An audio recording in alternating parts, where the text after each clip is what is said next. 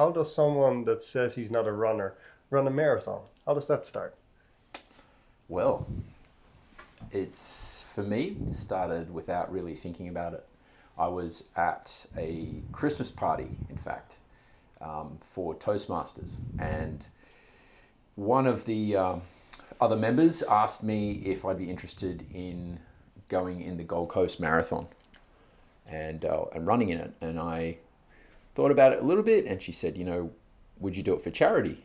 And I honestly, I didn't really think about it, and I just said yes, I'd give it a go. Yeah. And that sort of started my journey. Oh, that's awesome. So you weren't planning on it, but you got put into it just by someone just asking you, and Yeah.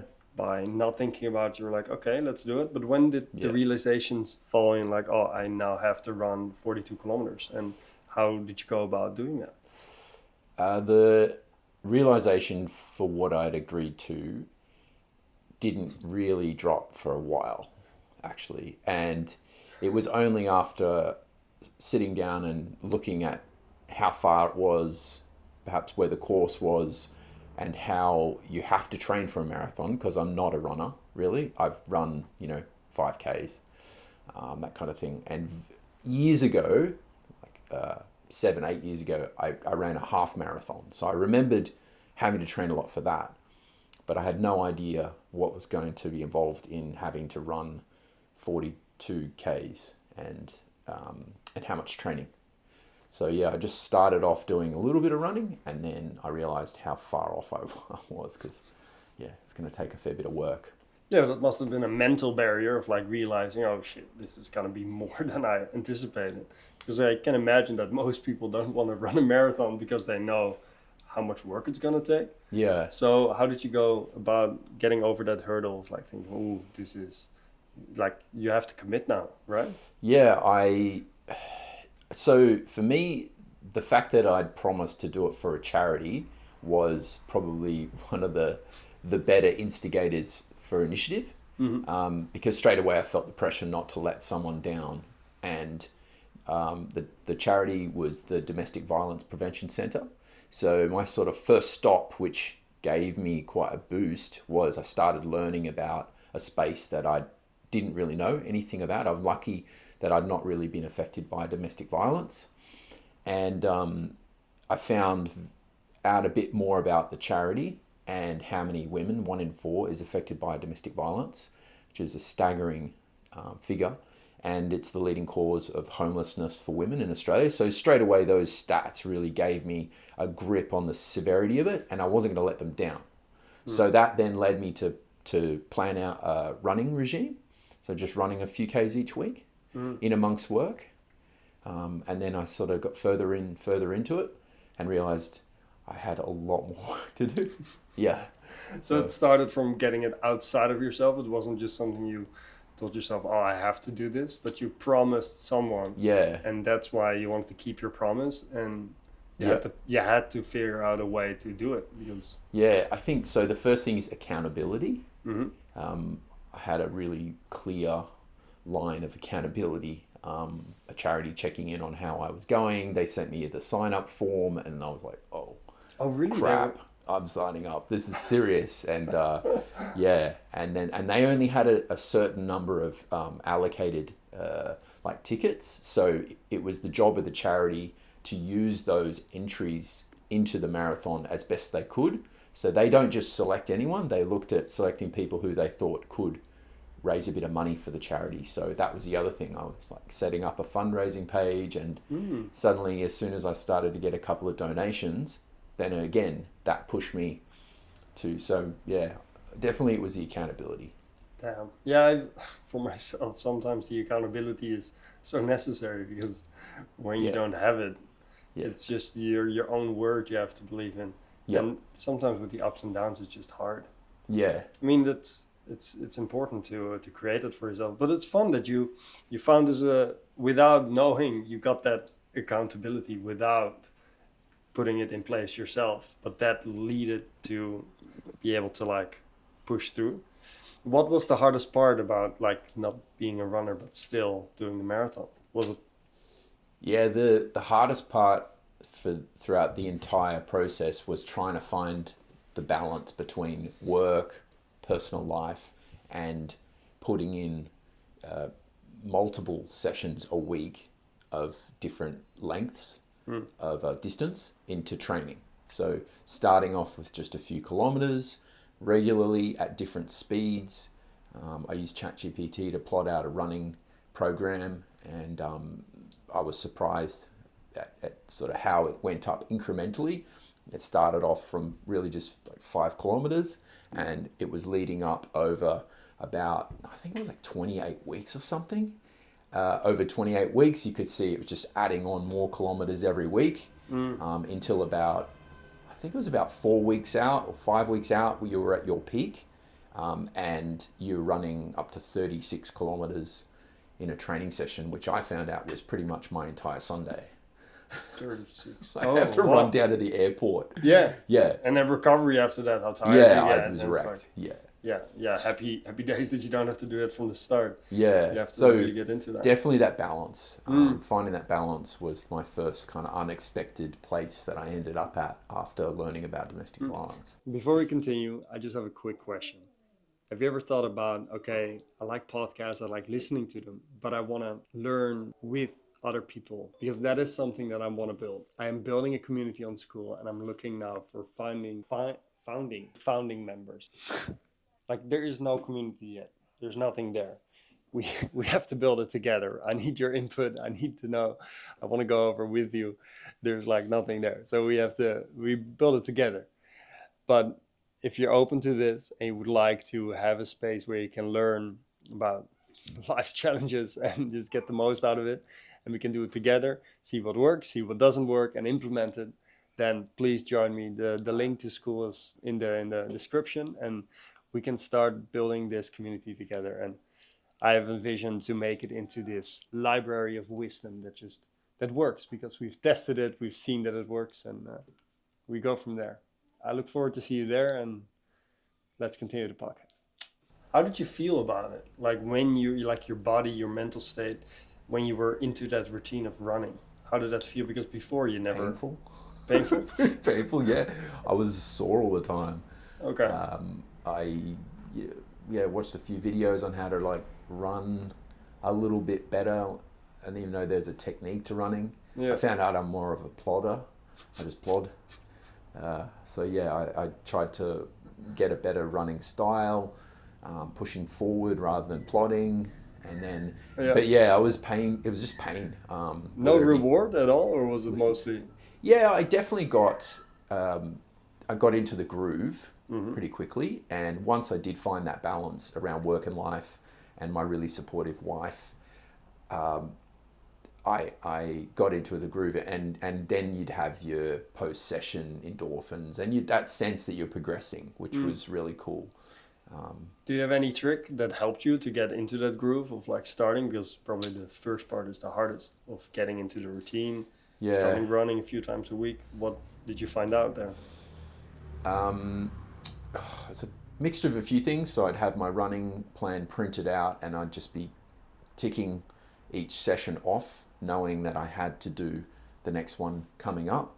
Had my favorite playlist. I also had a heap of podcasts. So I used the time to learn about new things, because you had hours listening time, and so I looked forward to that as well. Oh, it's and and then just the endorphins you get from running and that feeling of accomplishment. But I like the idea of, because when you start out running or it's a training, you feel like it's a lost time or something like that. You're like, I have to do it. But if you can connect something that feels like a reward of listening to a podcast, learning something new. Yeah, and the other thing I discovered is by running further and further, it took me to physically unexpected places. Oh yeah. Got trucks backing up in the morning here. It's all right. On the Gold Coast. So the next sort of place I ended up at was unexpected places that I would have never have gone if I was just going to the gym or something. Yeah. I was training here on the Gold Coast, and I found myself running all the way down past beaches that I'd never been to. And then I had a little bit of travel for work and family over the 6 months leading up to the marathon. And one of the places I was in was Scotland with my wife and her family. And so there I was running past ancient castles and through beautiful little villages and across amazing rivers. And I thought, these are incredible places that I just have never gone to. And there was some pretty challenging conditions. I was running in 5-degree weather with gale force winds and rain, and just feeling pretty wretched at times. Wow. Do you think because you were already in that, you had gone through the hard part of starting, and then when you were in your routine, even when you were traveling, it was easier to start and go running because you had told yourself you were gonna? Well, yeah. It just turned out that I had a big trip to Scotland away the final month leading up. So we were away June in Scotland, and I knew if I didn't train in Scotland, I'd be getting back. I think I got off the plane and I had about 6 days before the marathon. So I knew that if I didn't train in Scotland, it was going to be the end of me. So I used that trip to also create a bit of content to boost the level of engagement around the fundraising. So that's cool. Yeah. So it makes sense. So I ended up in some really interesting places that I just never would have expected, and meeting people along the way as well. I like getting into place, because otherwise you wouldn't have gone running in those places, right? Yeah, so exactly. You ended up in beautiful things. You saw beautiful things. Yeah. Do you think that the hardest part of doing a marathon is agreeing and signing up to one? Because for you, that was the unexpected easy part, because you just said yes without realizing what you agreed to. Yeah. And because you committed by doing that, you just had to, and all the other steps just went into motion. But the hardest part is just signing up. Yeah, I think back before I said yes, the conversation at the time was it was an end of year Christmas party, and we were talking about our goals for the year ahead. And I sort of said, I'm planning to do something for charity, and I want to do a big fitness goal. I want to put something on the calendar for 2025. So those were the overarching goals, and it just happened that someone stepped in and said, would you run a marathon, because that'll do both of those at once for you. Isn't it funny that when you say something out loud, it's so the right person just comes to you? Yeah, I'm a big believer in if you voice your intentions, then they seem to come together a lot. Because that is how we met the first time at Toastmasters, and then how I met other friends, and just by speaking out what I needed, work at that time. And how it just... Yeah, we all connected the dots. Such a fun way how to say what you want out loud, and just it starts moving towards you. Definitely. What do you think is the best lesson you learned from your whole training for the marathon process? That's a good question. The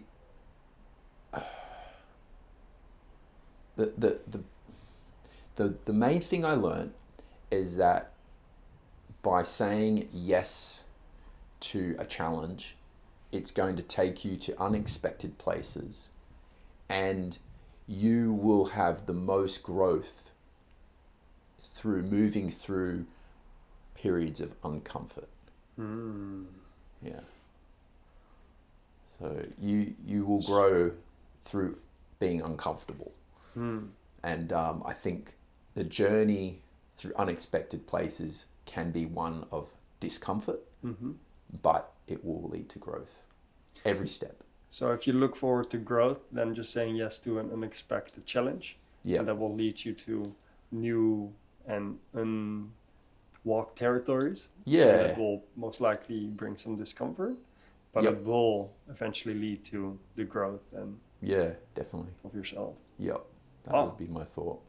What about for someone that's also not a runner? What would your advice be if they ever thought about doing a marathon?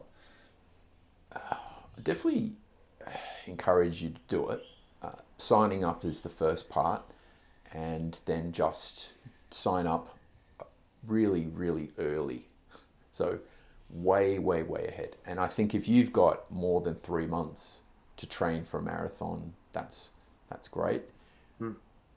So yeah, make sure you have plenty of time to just gradually start increasing your training, and you'll find it's actually quite easy to just add on a few more kilometers each time you go out for a running session.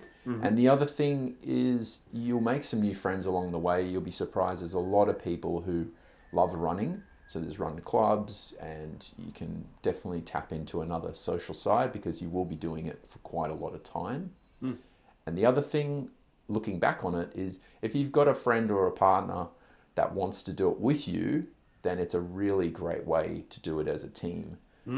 Perhaps a girlfriend or husband or wife or boyfriend or just a good friend, but it'll give you a really great excuse to schedule in lots of quality time, and you'll have time to talk. Once you're not totally gassed and your fitness comes up a bit, you'll find you'll be able to chat while you're running. Yeah. Is that what you did as well in the beginning, to run with people? I was on a fair bit of a solo mission with mine, and it was through my training that I ended up catching up with some good friends more often and doing sort of 10-kilometer runs with them. And do you think it would have been easier to start with friends and start running together? I don't know. I think if you're not a runner, it's very hard to just step into a run group and everyone's motoring along at a very fast pace. You might get a bit discouraged. I would say start the journey off on your own solo mission and just enjoy the time for yourself. The other great thing about running is it's a time for reflection, and it's great for getting your thoughts organized. We live in a really busy world, and just cruising along at your own pace, under your own power, there's something almost meditative in that. Yeah, the quiet before the sunrise, before people are out, just darkness. Yeah, or even running in the rain when no one else is out. It's quite chilled. The and rain you come back feeling good. And actually found running in the rain and the cold is quite comfortable because you're hot. It actually balances out really well. Because you're hot, it balances out really well. Yeah, it's a inbuilt airco system. Exactly. Yeah. That's real good. What would you say is, if you had to look back on your experience of finishing the marathon, is there something you would do different the next time you would do it? So on the day of the Gold Coast Marathon, I got really tired at the 36-kilometer mark. So I still had quite a few kilometers to go. And I wasn't alone. There were quite a few people lying on the side of the road with first aiders around them. People were dropping like flies because the sun had come out. And I was running along feeling pretty gassed. So in retrospect, the thing that I didn't spend enough time learning about was how to manage your hydration and how much water you'll need to drink, how many electrolytes. I met people who it was dialed in like a science. I've got a pretty, inexperienced approach to it. I was just like, yep, I'll make sure I drink a lot of water. Just wing it. Yeah, and definitely noticed my body was pretty close to seizing up towards that point. So I would say in retrospect, definitely make sure you increase your electrolytes and get a bit of an understanding about some of the other elements like your shoe technology and other factors that I just didn't really put much attention into. Because what would you say are the main reasons for people to stop? Would it be blisters and dehydration and no energy from food? I think the thing I saw the most people having issues with was definitely dehydration. So they were getting cramps, and then once they're cramping severely, they can't put one leg in front of the other, and they just have to sit down and Game over. get a world of pain. Yeah.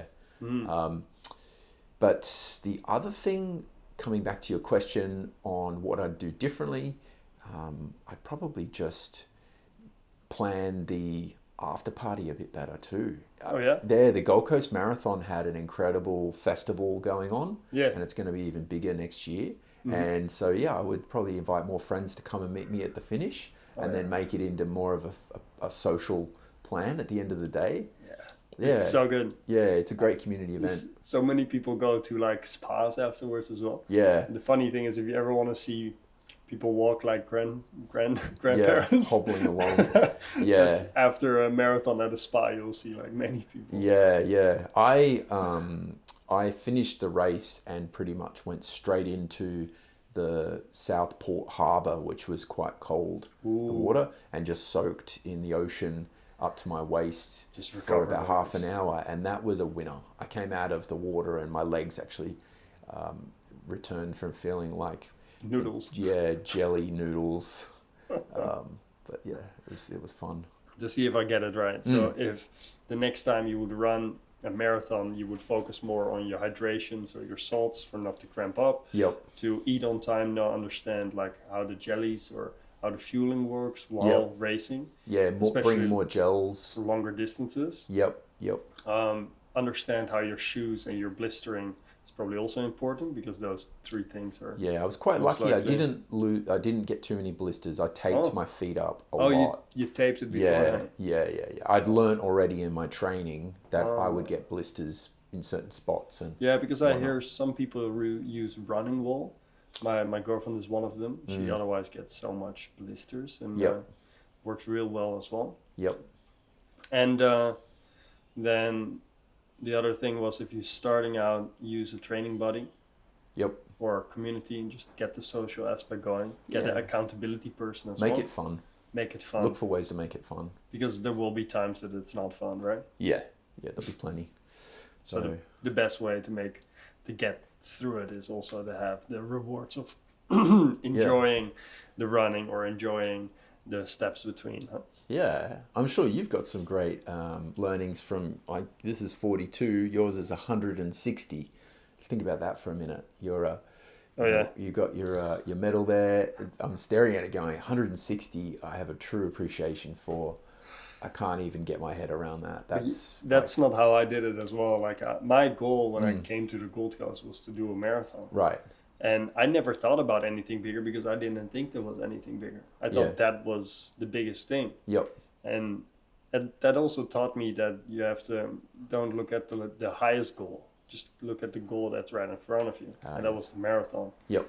And I trained for that. Yep. And then I met by chance someone that said, if you can run 10K, you can do 100. Yeah. I thought that's what he said. After I did 100, he told me, if you can do 10K, you have the ability to run, to train for 100. That's not what I heard or that I believed. You So just thought, oh yeah, that's just like, keep oh, running. Yeah, just do it. But Mm. it's interesting, because in essence, this is just the same thing, but then only focus on the small parts. Yep. So with this, it was focus on 10K at a time and really make it small, Break it down. because you cannot understand it. I could don't definitely want to. relate to the breaking it down, because when I was training for my marathon, I just thought about, okay, like this week I've got to go out and run multiple times. Again, that seemed a bit stressful, particularly with a lot of work on. Yeah. And so I would just go, okay, I just need to go out and run this morning or tonight, and just keep waking up, trying to get it done in the mornings, or leaving at 4:30 or 5 o'clock and doing a sunset run. Yeah. And just, all right, I got that one done, tick, and then I won't even think about it till tomorrow, and I'm going to do it again tomorrow. Yeah, that's smart. And just not thinking, I've got to do 70 kilometers this week. That's You don't want to. pounding the pavement. Yeah. I found the best thing is just not think. Yeah. Sometimes. Just go for it. If there, like, someone said something about if there's one thought in your brain, there's only always one thought in your brain. So if you change the negative one to something else, you cannot talk yourself out of it. Mm-hmm. And I've seen many people stop with races just mostly because they talk themselves out of it. Yeah. So just change the flow of thoughts, and then, Yeah. or I just do shh. That's the other thing I found. Yeah, I really had, I hit a wall, not just physically, but very much mentally Yeah. at that 36-kilometer point.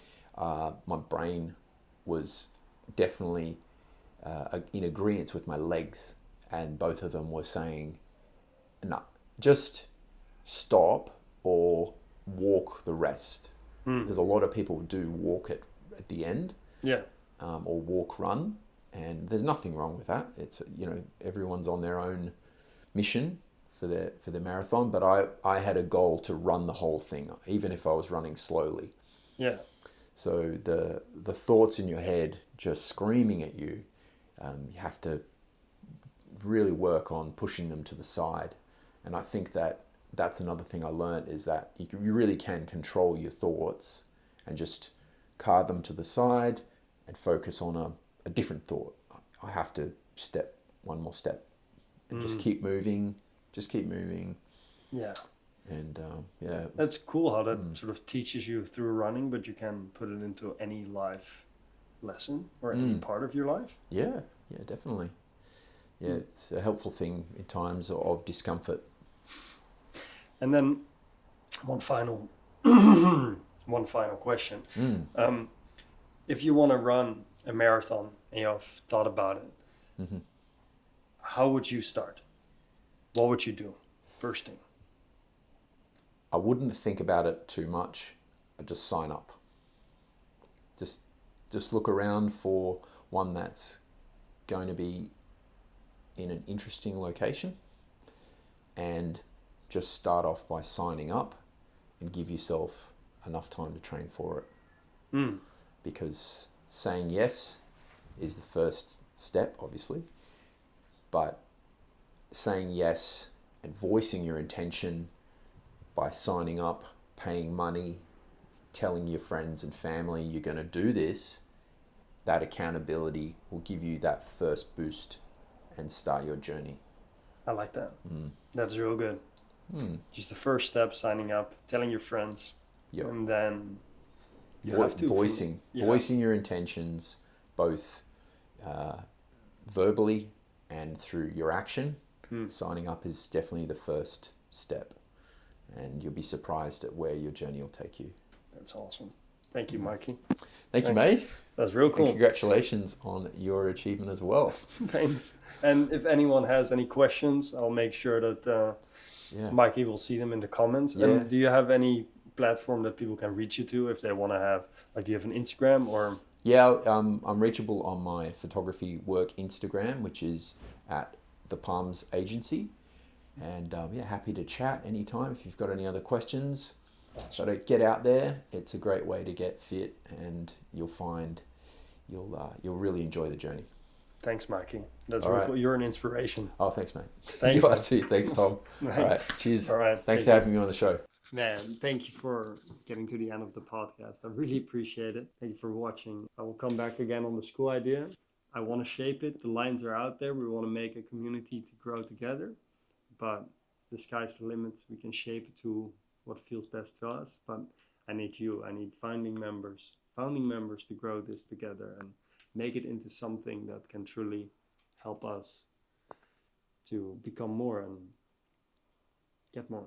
All right. I hope to see you there. Have a great week. See you next week.